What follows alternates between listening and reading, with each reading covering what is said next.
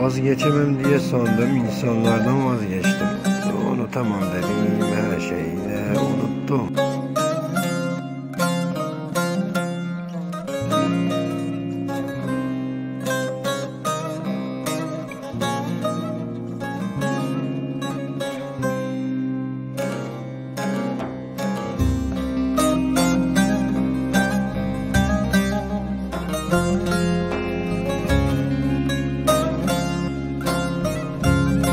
Vefasız insanların cefasını çektik ama kimse unutmasın ki o günler geldiğinde bu günleri unutmayacak.